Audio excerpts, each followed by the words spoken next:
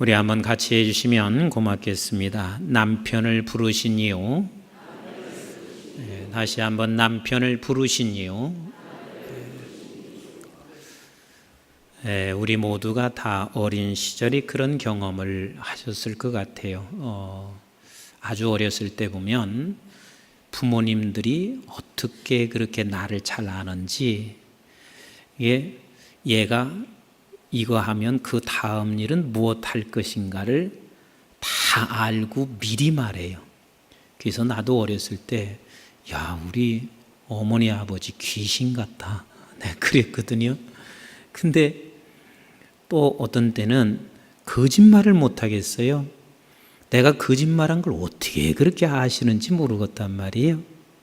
근데 우리 하나님 앞에서, 주님 앞에서 우리가 그런 모습인 것 같아요. 오늘 사마리아 여인에게 찾아오신 주님은 분명히 목적과 의도를 갖고 찾아오셨어요. 그러면서 요 말을 하면 요 녀석이 이 말하겠구나. 그래서 한마디 딱 던지고 그쪽에서 대답하면 또 다른 말을 딱 던지고 하면서 결국은 우리 주님이 목적하고 의도한 것을 끌어내시는 우리 주님이세요. 근데 사마리아 여인에게만 그리 찾아오셨나? 아니거든요. 모든 하나님의 백성들에게는 사마리아 여인에게 찾아오듯이 우리에게도 그렇게 찾아오신 줄로 믿습니다. 그래서 목적과 의도를 가지고 하나하나 끌고 가세요. 이 사마리아 여인에게 찾아오셔서 물을 좀 달라 이렇게 말씀하실 때, 아니 주님이 꼭 그 물을 먹고 싶었으면 그냥 제자들에게 물 좀 갖고 와라 해도 될 것이고, 뭐 그냥 어디 가서 물 한 모금 먹으시면 되지. 주님이 찾아가셔서 그 여인에게 물을 좀 달라 하셨을 때, 이것은 주님이 꼭 그 여인으로부터 물이 필요해서 그런 것이 아니라 물을 달라고 하시면서 다른 질문을 끌어내고자 하는 의도와 목적이 있었다. 그러면 우리는 이것을 늘 알아야 돼요. 임 목사야, 너 목사가 되라 그랬을 때 내가 무지하게 대단하고 훌륭해서 목사가 되라 그렇게 말씀한 적이 없어요. 아무개 너는 이 교회의 장로가 되라 그랬을 때 뭐 그분이 대단해서 장로님이 되시는 것도 아니라 그 말이에요.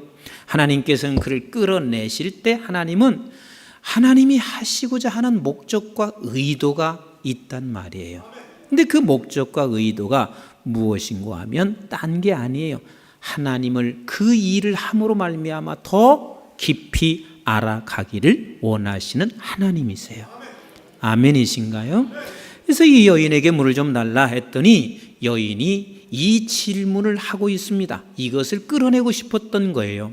야, 어떻게 당신은 나와 상관도 상종도 하지 아니하는 당신이 내게 물을 좀 달라고 합니까? 하고 이 질문을 끌어낸 거예요. 그랬더니 우리 주님이 여인에게 대답하시기를, 네가 내가 누군 줄 알았더라면, 네가 내가 누군 줄 알았더라면 그러면 너에게 네가 생수를 달라고 했을 것이다. 네가 내가 누군 줄 알았더라면 생수를 달라고 했을 것이다. 그러니까 우리가 주님을 깊이 알아가면 알아갈수록 우리는 제대로 주님께 무엇을 부탁하고 무엇을 요구하고 이분이 무엇을 하시는 분인가를 우리가 알고 그거에 대한 요청을 할 수 있다 그 말입니다.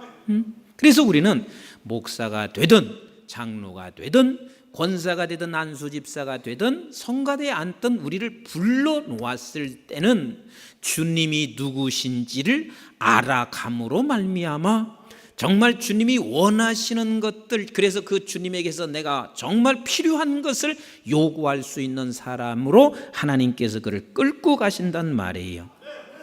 그렇게 주님께서 말씀하시고 나니까 이 여인이 이렇게 말을 하는 거예요. 생수라고요? 당신은 지금 두레박도 없는 사람이고 바가지도 없는 사람이 내게 어떻게 생수를 줄 수 있어요? 그리고 이 우물이 어떤 우물인 줄 알아요? 이 우물은 우리 조상 대대로부터 내려오는 야곱의 우물인데 당신은 야곱의 우물보다 더 큰 우물이 있습니까? 어디서 그런 우물도 없는 당신이 우리에게 생수를 준다고 하며, 당신은 지금 바가지도 없는 사람이 내게 무슨 생수를 준다고 이렇게 말을 하고 있습니까? 하고 지금 묻고 있어요. 우리가 가끔 이런 거하고 비슷한 게 있습니다. 하나님이 우리를 함께 하십니다. 우리와 함께 동행하십니다. 그러면 함께 하시는 하나님이 우리에게 지금 뭘 해주고 있습니까? 함께 하시는 하나님이 내게 지금 이런 고통밖에 없는데 무슨 함께 하시는 것입니까? 이러면서 우리 하나님 앞에 우리가 질문을 할 수 있다 그 말이에요. 그때 우리 주님께서 이 여인에게 뭐라고 말씀하시고 있냐면, 내가 주는 물은 그런 물이 아니야. 내가 주는 물은 목마르지 아니한데 영원히 목마르지 아니하는 그 물을 주는 거야 하고 그렇게 말을 딱 했어요. 그랬더니 이 여인이 이제 오늘 본문 15절에 이렇게 주님께 질문하고 있습니다. 15절을 같이 읽어보겠어요. 시작. 여자가 이르되 주여 그런 물을 내게 주사 목마르지 않고 또 여기 물 기르러 오지 않게 하옵소서. 그럼 이 여자가 정말 그런 물을 줄 수 있는 예수님이라고 믿었을까요? 아니요. 믿은 게 아니에요. 그런 물이 어디가 있습니까? 그런 물이 어디가 있어요? 영원히 목마르지 않는 그런 물이 세상에 어디 있어요? 있으면 한번 내놔 보세요. 내가 지금 이 물 길러 오는 게 얼마나 귀찮고 힘든 줄 아십니까? 한번 좀 내놔 보세요. 이런 투의 지금 이야기요. 얼마나 이 여인이 지금 물 길러 오는 게 힘든 상황인 줄 아세요? 우리 4장 6절을 한번 보실까요? 시작. 거기 또 야곱의 우물이 있더라. 예수께서 길 가시다가 피곤하여 우물 곁에 그대로 앉으시니 때가 6시쯤 되었더라. 때가 몇 시째요? 몇 시? 6시. 그러면 이스라엘에 지금 6시라 하는 말은 오늘 우리의 시간으로 낮 12시란 말이에요. 태양은 불볕 더위처럼 그렇게 내려 쬐지요. 사막이지요. 그런데 낮 12시에 물을 길러 간다고 한번 생각해 보세요. 여러분 지금 덥지요? 많이 덥지요 밖에. 이런 태양빛에 이 더위에 지금 물 길러 한번 간다고 생각해 보세요. 얼마나 귀찮겠어요? 그런데 왜 꼭 낮 12시에 이 여인은 물을 길러 갔을까? 사람을 피해서 간 거예요. 자기가 떳떳해. 가진 것도 많아. 자식도 잘 돼. 돈도 많이 있어. 그리고 모든 사람들이 존경하는 사람이면 낮 12시에 갈 이유가 없잖아요. 사람 많을 때, 저녁 때든지 사람이 많이 모일 때 그때 가서 물을 길러 갔을 거란 말이에요. 그러나 이 여인은 떳떳한 게 없어요. 내세울 만한 게 없어요. 그러니까 낮 12시에 물을 길러 가고 있는 이 여인에게는 제발 당신이 말하는 대로 물 좀 안 기르고 갈 수 있는 그런 그 목마르지 않는 물을 내게 좀 한번 줘보세요. 이것을 지금 말을 하고 있는 거란 말이에요. 이 여인과 같이 우리 모든 그리스도인들은 한결같이 내가 주님 앞에 요구하는 게 뭐냐면 나의 지금 현재 문제, 괴로운 이 괴로움을 좀 해결 좀 해줘 보세요 하는 것이 모든 사람들의 신앙의 입문인지도 모르겠어요. 그래서 우리는 가끔 가다가 교회에서 막 하나님 이 어려운 이 시련, 경제적인 난관, 우리의 자식의 문제 막 이것을 막 놓고 기도할 때 어떤 사람은 그래요. 뭐 시시한 것 저렇게 구하냐. 그런 소리 하지 마세요. 우리는 모두가 다 한결같이 그렇게 다 출발하는 거예요. 나도요 중고등학교 때요 기도 무지개 했어요. 근데 왜 기도한 줄 아세요? 잠은 오는데 나를 세야 되겠고 나를 세기는 힘들고 그러니 하나님 제발 잠 실컷 자고도 성적 좀 올라가게 해주세요. 이래서 내가 기도한 거예요. 공부 좀 않고도 좀 좋은 대학 갈 수 없을까요? 이래서 기도한 거예요. 수가성 여인이나 우리나 다를 게 하나도 없어요. 이렇게 신앙은 출발하지만 하나님께서는 우리를 점점 어느 자리로 이끌어 가시냐면 수가성 여인이 이제는 놀라운 변화를 일으킨 자리로 우리를 끌고 가시는 우리 하나님이시란 말이에요. 그래서 이 수가성 여인이 한번 그 물 좀 제발 줘보세요 하고 주님께 그렇게 요청을 하니까 주님이 갑자기 물 얘기하다가 무슨 얘기를 하시냐면 16절을 같이 읽어보세요. 시작. 이르시되 가서 내 남편을 불러오라 그랬습니다. 아니 물 얘기하다가 왜 남편 얘기가 나오냔 말이에요. 갑자기 물 얘기하시다가 왜 남편으로 전환했냔 말이에요. 뭐 때문에 했냔 말이에요.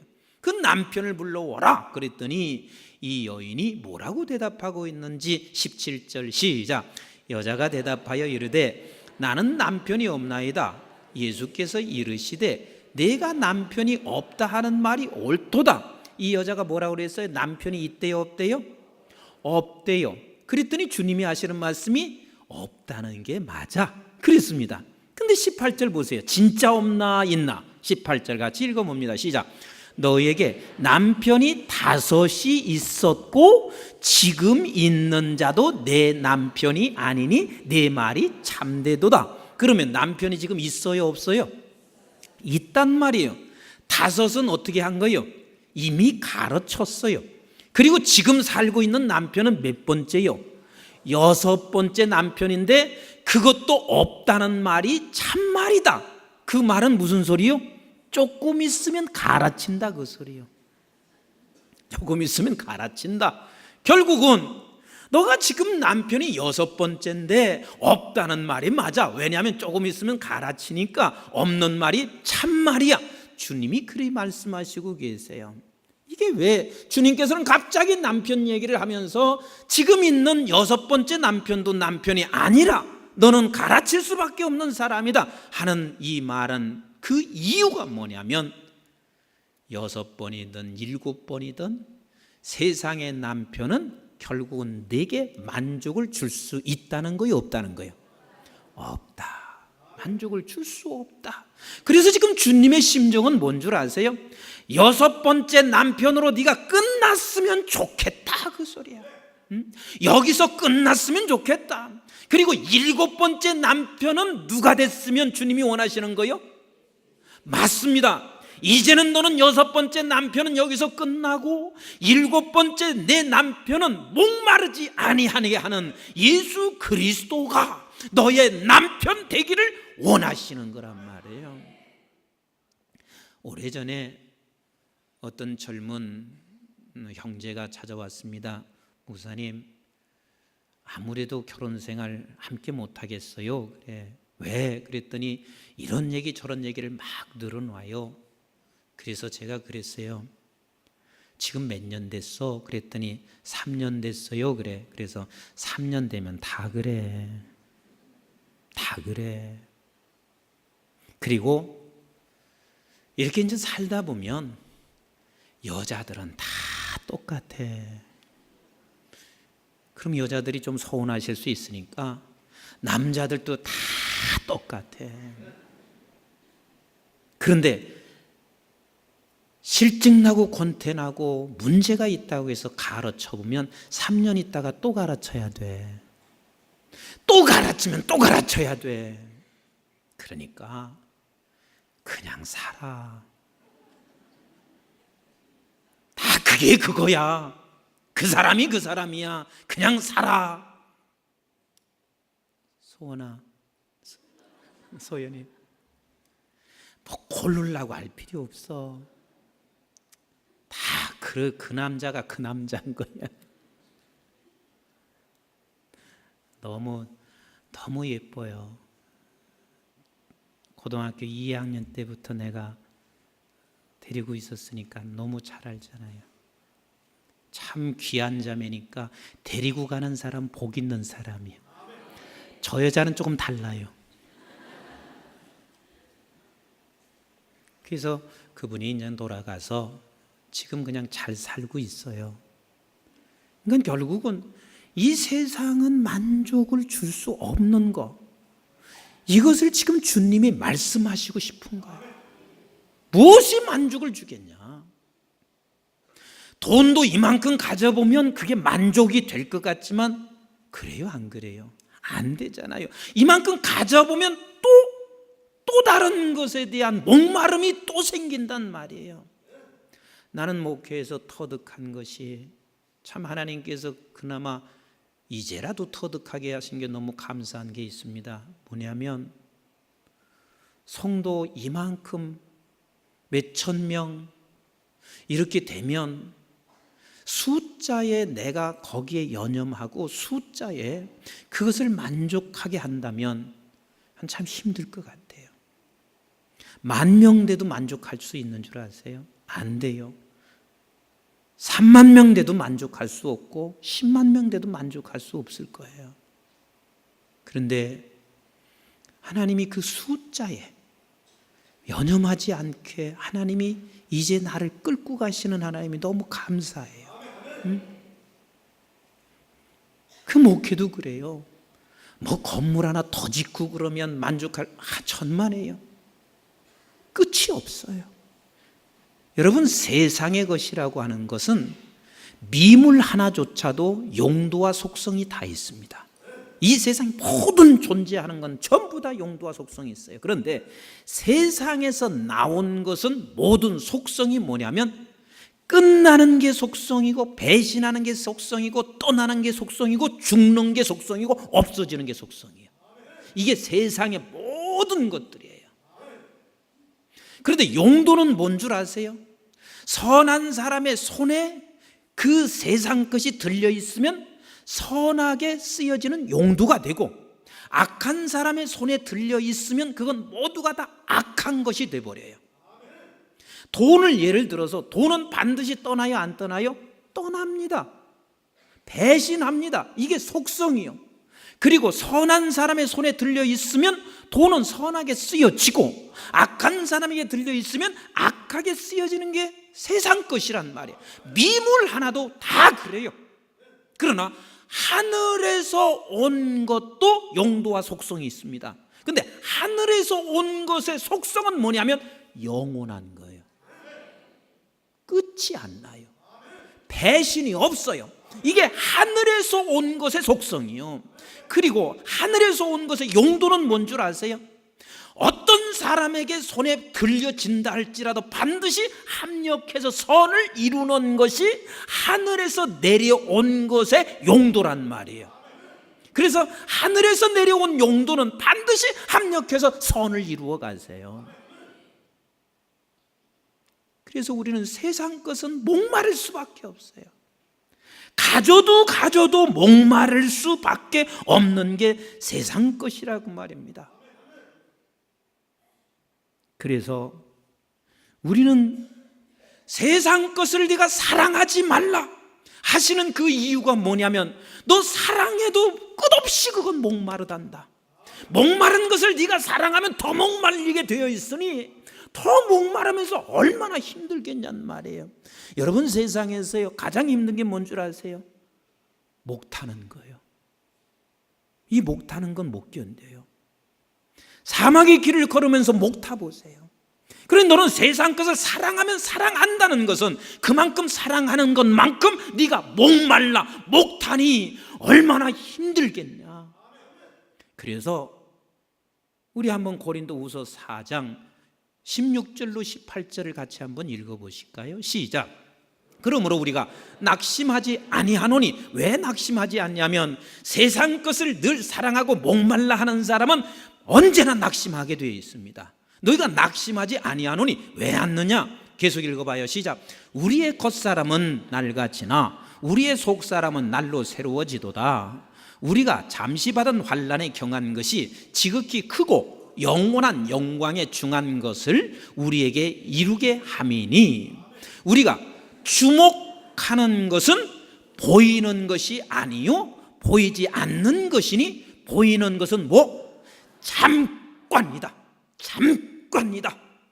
이게 세상의 모든 것 보이는 건 잠깐이다. 그러나 보이지 않는 것은 뭐예요? 영원함이라. 영원함이라. 그러니 너는 보이지 않는 것에 주목하라는 거예요. 보이지 않는, 지금 내가 보이지 않는 하나님이신 것 같지만 그러나 그 하나님께 주목하고 우리는 예수 그리스도께 주목하라 하시는 말씀을 하시고 계세요. 그러면서 우리에게 이렇게 말씀을 더 강력하게 말씀하시고 있는데, 너가 세상을 사랑하지 않을 또 다른 이유가 있다. 먼저는 네가 세상을 사랑하면 목말라서 너 못 살아. 사랑하는 내 아들 딸아, 네가 목말라 하는 건 내가 못 견뎌해. 목말를 수밖에 없어. 그러니 너는 세상을 사랑하지 않아야 되고, 또 하나 정말 세상을 사랑하지 않아야 할 중요한 또 다른 이유가 있단다. 우리 한번 요한 1서 2장 15절부터 17절을 같이 읽어보실까요? 시작. 이 세상이나 세상에 있는 것들을 사랑하지 말라. 누구든지 세상을 사랑하면 아버지의 사랑이 그 안에 있지 아니하니, 이는 세상에 있는 모든 것이 정욕과 안목의 정욕과 이생의 자랑이니 다 아버지께로부터 온 것이 아니요 세상으로부터 온 것이니라. 이 세상도 그 정욕도 지나가되 오직 하나님의 뜻을 행하는 자는 영원히 거하느니라. 너 세상 사랑하지 말아라. 너 세상 사랑하지 말아라. 너는 세상을 사랑할 사람이 아니라 그 말이에요. 그래서 그 세상을 사랑하지 아니할 사람, 왜 네가 세상을 사랑하지 아니할 사람이 된 줄 아느냐? 우리 그 전 구절인 12절부터 같이 읽어보세요. 12절부터 시작. 자녀들아, 내가 너희에게 쓰는 것은 너희 죄가 그의 이름으로 말미암아 사함을 받았으며, 같이 합시다. 사함 받았다. 사함 받았다. 여러분, 사함 받았다는 게 얼마나 이게 기가 막힌 일인 줄 아세요? 이번에 8.15 특사가 없다고 발표를 했습니다. 이 8.15 특사가 없음으로 인해서 몇 사람은 가슴을 치고 있어요. 이번 8.15 특사로 인해서 풀려나올 줄 알았던 몇 분들이 계신데 그분들이 막 가슴을 치고 있어요.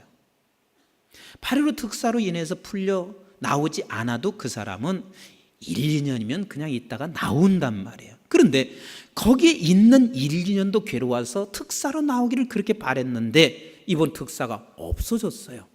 그런데 여러분 생각해 보세요.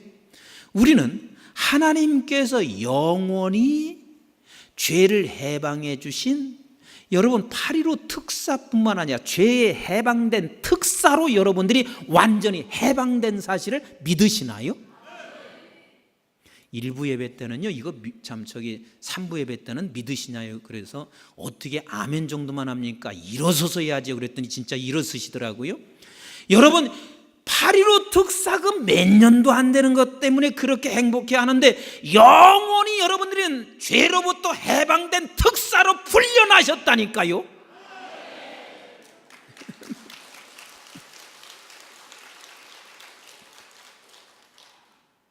그런 영원한 사람이니까 이 세상 것이 뭐 그렇게 대단하냐는 거예요. 그 다음에 한번 계속 읽어보세요.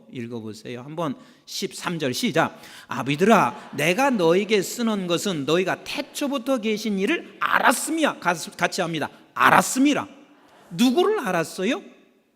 태초부터 계신 그 하나님, 그분이 나의 아버지로 알았단 말이에요.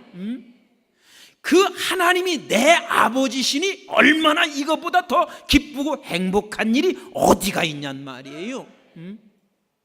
그 다음에 한번 13절 하반절 시작. 청년들아, 내가 너에게 쓰는 것은 너희가 악한 것을 이겼음이라. 여기서 악한 것을 이겼다는 말은 너는 이제 흑암의 권세, 사망의 권세로부터 이겼다. 그러니 너는 이긴 자라 그 말이에요. 사함받았다, 하나님을 안다, 그리고 너는 이긴 자다. 이것을 14절에 또다시 반복하고 있어요. 시작. 아이들아, 내가 너에게 쓴 것은 너희가 아버지를 알았으며, 아비들아, 내가 너에게 쓴 것은 너희가 태초부터 계신 이를 알았으며, 청년들아, 내가 너에게 쓴 것은 너희가 강하고 하나님의 말씀이 너희 안에 거하시며 너희가 흉악한 자를 이겼음이라. 12절 13절에 하신 말씀을 성경은 영원한 것인데 굳이 이렇게 반복해서 또 말씀하시고 있는 이유가 뭔 줄 아세요? 너는 그런 자라는 거예요. 너는 그런 자인 것을 네가 확인하고 또 확인하라. 이것을 잊지 말고 또 잊지 말아라. 그러면 너는 어떤 존재냐는 거예요. 이제는 너는 이 세상에 속한 존재가 아니라 영원한 하나님의 백성이요, 그분이 내 아버지요, 이긴 자이고, 그리고 영원히 해방된 사람이 아니냐. 우리가 자녀들을 키우면서요, 형제들이 피 터지게 싸우는 게 뭔 줄 아세요? 그 피 터지게 싸우는 게 장난감 때문에 그래요. 그 장난감 가지고 막 내 거야, 형은 이 새끼 뭐 그러면서 내 거야 그러면서 막 동생을 한다 걷어 쳐서 올리고요, 이러면서 피 터지게 싸워요. 그러면 부모가 이렇게 쳐다보고 있다가 어찌 생각하시죠? 큰 놈을 먼저 불러. 야 이놈아, 그까짓 거 가지고 피 터지게 싸워서 어떻게 큰 놈 되겠냐, 양보해. 이래서 큰 놈은 항상 그냥 양보하면서 살아가는 거예요. 그러면서 애들이 그렇게 피 터지게 싸우는 것을 볼 때 부모의 마음이, 이 녀석들이 언제 크냐, 어려서 저런 것이지. 그리고 너무 안타까워 하잖아요. 그런데 이런 부모가 있다고 생각해 보세요. 장난감 가지고 피 터지게 싸우는데 아버지가 가서 또 이렇게 말합니다. 이건 내 거야 하고 또 피 터지게 싸워. 엄마가 또 끼어들어가더니 이게 어찌 당신 거야, 내 거야 하고 피 터지게 싸워. 이런 집이 있다고 생각해 보세요. 이거 참 심각한 거 아니겠어요? 그런 부모는 없어요. 장난감 가지고 피 터지게 싸우는 모습을 쳐다보면서 아직은 어리구나, 너희들이 커야지, 그러면서 아이들에게 한마디씩 꾸짖는 것이, 이놈아, 그까지 장난감 가지고 뭐 그렇게 형제간에 피 터지게 싸우냐 하면 꾸짖는 거예요. 그러면 우리가 어떤 사람인 줄 아세요? 영원한 세상을 가진 사람이요, 하나님이 내 아버지세요. 이렇게 어른으로 사는 사람들이에요. 그러니 장난감 가지고 피 터지게 싸우는 그 모습을 보고 내가 거기 끼어들어가서 싸워야 되겠냔 말이에요. 그 장난감이 뭐예요? 잠깐 있다가 사라지는 것, 그것 아니냔 말이에요. 그걸 가지고 피 터지게 싸우는 저 사람을 바라보면서 우리는 정죄할 필요는 없어요. 이렇게 생각하셔야 되잖아요. 하나님, 아직 저들은 하나님을 몰라서 그렇고 저들이 어찌 영원한 세계를 알겠습니까? 그러니 세상에 집착해서 세상 것 때문에 피 터지게 싸우는 그 모습을 보며 아버지, 어서 크게 해주시고 어서 저가 영원한 세상을 좀 알게 하여 주시옵소서 하면서 그리 말할 수밖에 없다, 그 말입니다. 그래서 하나님께서 지금 말씀하시고 계신 거예요. 야, 네가 세상을 사랑하지 않아야 할 이유, 하나는 네가 사랑하면 목말라 너는 죽어. 목말라 못 견뎌. 그 목말림 때문에 네가 날마다 짜증낼 수밖에 없어. 그래서 네가 사랑하지 않아야 되고, 또 아무나 내가 사랑하지 말라고 하지 않아. 너는 이미 가진 자기 때문에 그렇고, 그것도 영원한 것을 가졌고, 아버지가 내 아버지고, 너는 이긴 자기 때문에 그런 거야.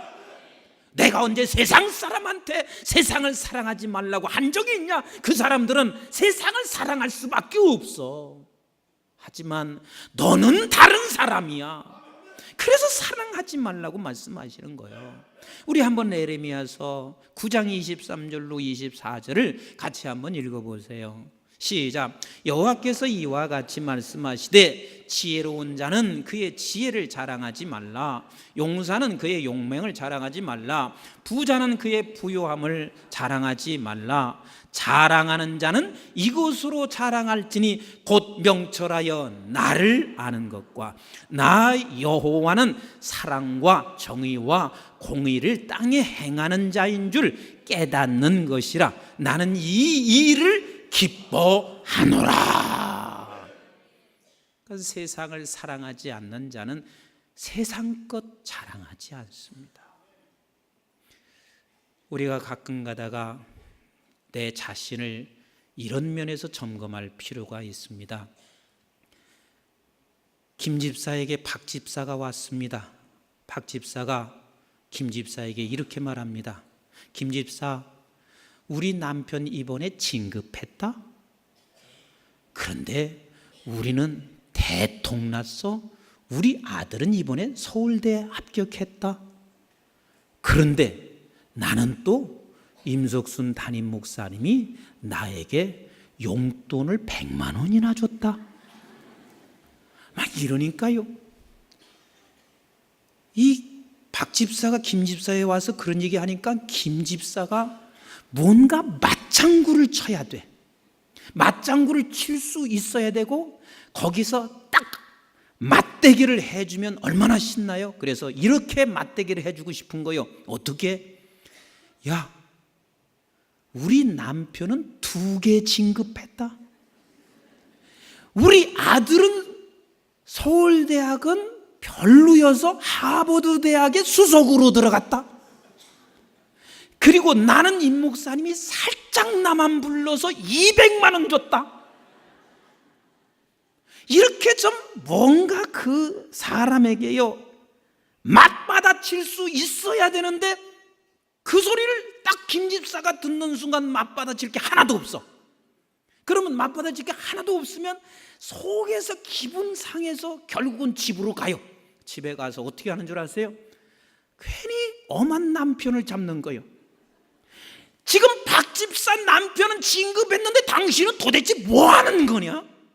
진짜 못 살겠어. 그리고 엄한 자식을 잡는 거예요. 야, 박 집사 아들은 서울대 들어갔다는데 너는 서울 안에 있는 대학도 못 들어가고 저기 지방대학 가고 밥이라고 지금 들어가냐?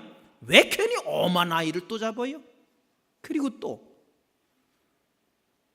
그 박 집사는 임 목사님이 100만 원 줬다는데 나는 본 척도 하는 거예요. 그러니까 내가 나를 또 잡아. 내가 나 스스로를 잡아. 그러면서 나는 살 필요도 없는 사람이야. 교회 존재 의식도 없어. 한국중앙교회 나 안 나가. 이러면서 괜히 자기 존재 의식을 그냥 완전히 내팽개쳐 버린단 말이에요. 이러면서 나 스스로도 구별 만들고 그리고 다른 모든 식구들에게 힘들게 하는 상황이 얼마나 많아요. 그런데 박 집사가 와서 김 집사에게 그렇게 할 때, 그래, 잘 됐네, 그냥 한번 해주면서요, 좀 이렇게 말할 수 없을까요? 하나님, 저렇게 세상에 내가 집념하지 않고 그것으로 내가 자랑거리 삼지 않은 하나님 너무 고맙습니다.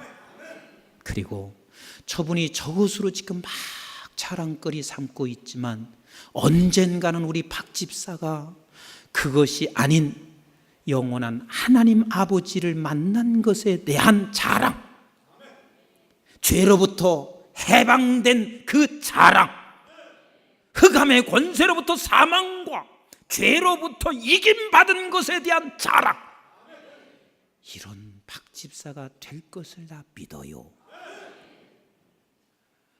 우리 교회는 다 그런 2번의 사람 될 거죠? 그래야 돼요. 그래야 돼요.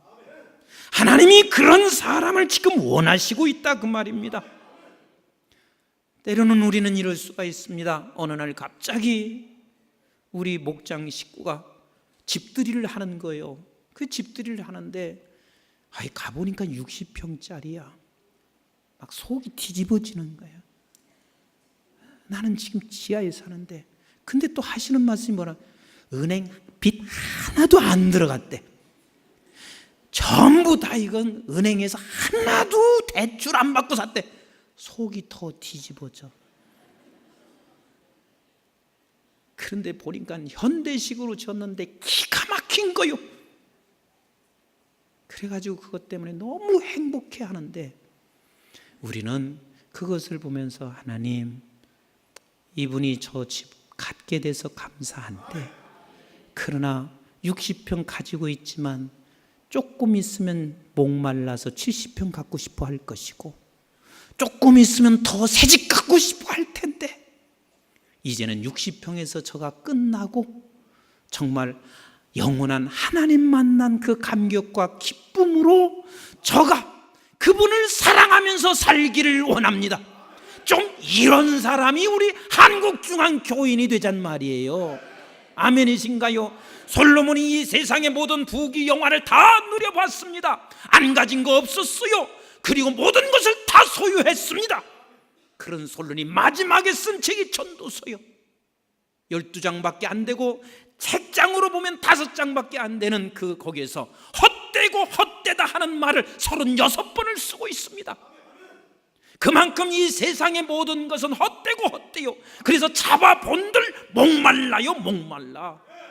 다 목말르게 되어 있어요.